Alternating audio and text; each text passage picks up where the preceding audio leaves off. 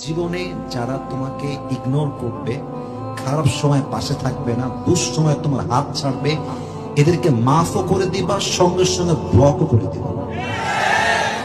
Block করে দাও, unfriend করে দাও, নাম্বার ব্লক লিস্টে ফেলাও, হোয়াটসঅ্যাপে ব্লক দাও, স্ন্যাপচ্যাটে ব্লক দাও, মেসেঞ্জারে ব্লক দাও, সব জায়গায় ব্লক।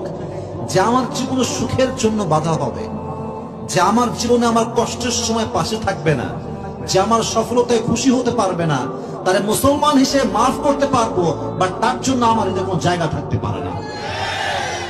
ব্লক করে দাও। যে আমার ভালো সময় পাশে থাকে, খারাপ সময় কাছে থাকে না, ও আমার ভালো বন্ধু হওয়ার কোন যোগ্যতা রাখে না। Just block them, just unfriend them, করে দাও আনফ্রেন্ড। কোনো গুনাহ হবে না, আমি তোমাকে বলতেছি। কারণ বেঈমানদের জন্য আল্লাহ মাফ রেখেছেন। বাট হাদিসে এসেছে লা ইউলদাগুল মুমিন ফি হুজরিন ওয়াহিদিন মাররাতাইন।